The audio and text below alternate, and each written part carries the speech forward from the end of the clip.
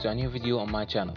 In this video, I'll be explaining the basic rules that will make it easier for you to decide when to tackle the opposition and when to contain and keep your shape. Keep in mind that I'll be talking about normal team scenarios in this video, because the 1v1 situations are always 50-50 chances, so it depends on your experience to tackle in the right moment. But when both teams are in shape and you are in a 1v1 situation, you need to know some rules that will help you decide whether to tackle or not. So to start off the video, you have to know that the more you stay on the ground, the better your chance is to intercept the ball. What I mean here is, keep the slide tackle your last choice. Then always try to keep short distance between you and the opposition. When you do that, you add pressure on the opposition and limit his choices. By that, you contain the opposition. Now, after doing this, there are some rules to decide if you need to tackle or no.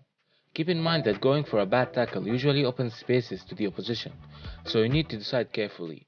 First, whenever you keep short distance between you and the opposition and push him to the edge of the pitch, you have to go for a tackle, because in most cases it's a win-win situation. Even if you don't win possession from the tackle, you would give the opposition a throw-in or a corner. Something that will help you a lot while defending is staying on your feet and avoid going for many slide tackles as long as possible.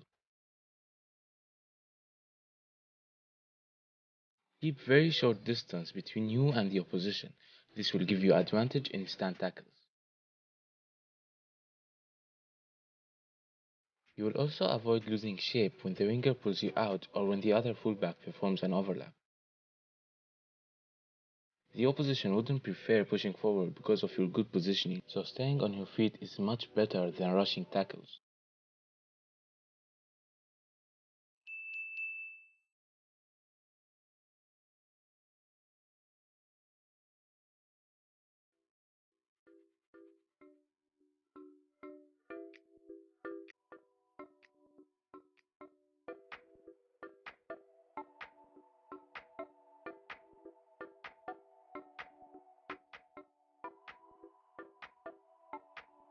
Doing this requires a lot of positional awareness.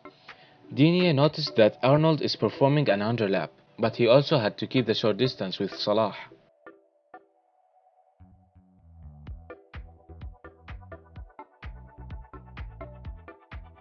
Robertson here was heading towards Sterling at nearly max pace, but he stopped and kept short distance to avoid rushing the slide tackle,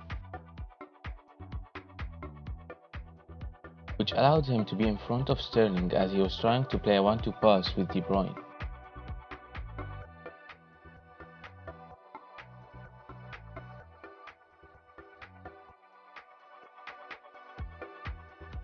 Make the slide tackle your last choice.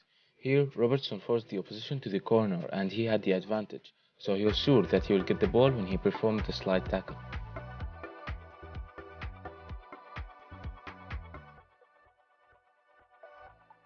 The second rule: if you get help from a teammate, once a teammate gets closer to you to add pressure, go for the tackle directly.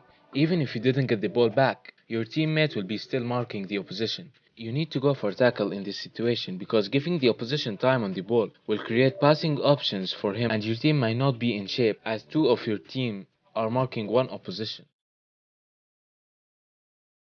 Once your teammate gets closer to you and presses the opposition, you have to go for the tackle immediately.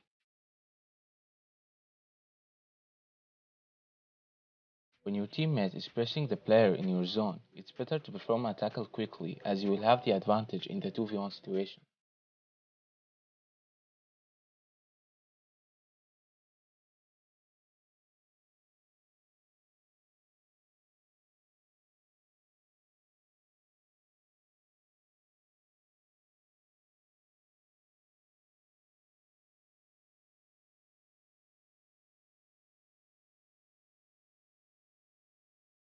Notice how Darmian and Pereira did not go for the tackle when they outnumbered Bernardo Silva and gave him a lot of time on the ball, so Man United were out of shape and left spaces.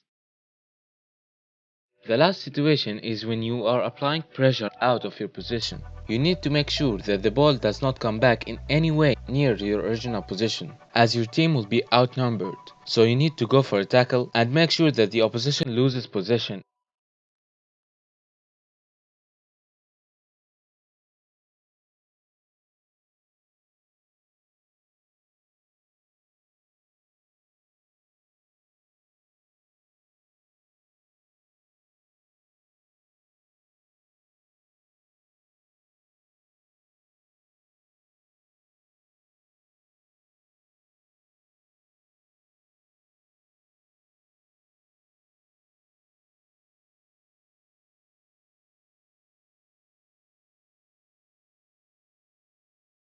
So if you face any situation from these 3 points, go for the tackle immediately.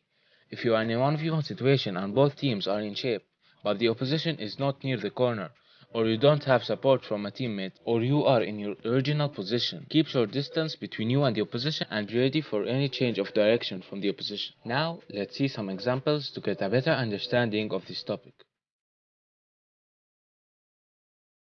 You can see here that failing the tackle will open up the field to Mane. Keep the short distance while making sure that if you draw a line between the ball and the goal, your body must be blocking it. This is the best way to fix your positioning while containing the opposition. Sometimes you just need to force the opposition to move away from your position.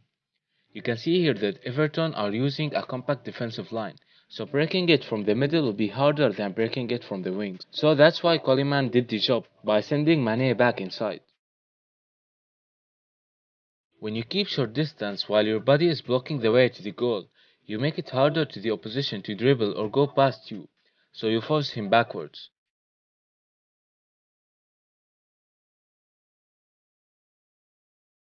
Keep this short distance and be aware of any sudden pass or change of direction.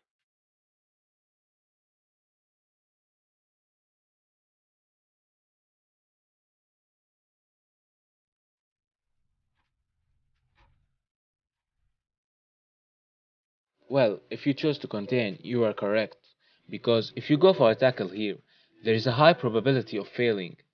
Mane moved inside, so even if you touch the ball while tackling, the ball will be still on the pitch. Also, Robertson was performing an underlap, so it's a 2v1 situation against you.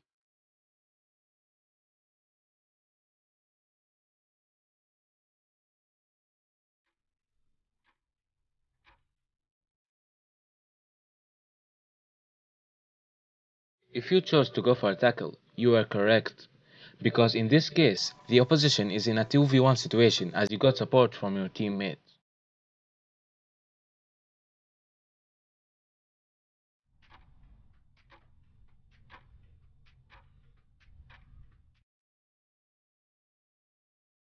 If you chose to contain, you are correct, because you have to force the opposition to the edge of the pitch first, then go for the tackle. At the end, make sure to check out a similar kind of video but for the attacking awareness and decision making if you are interested. Thanks for watching.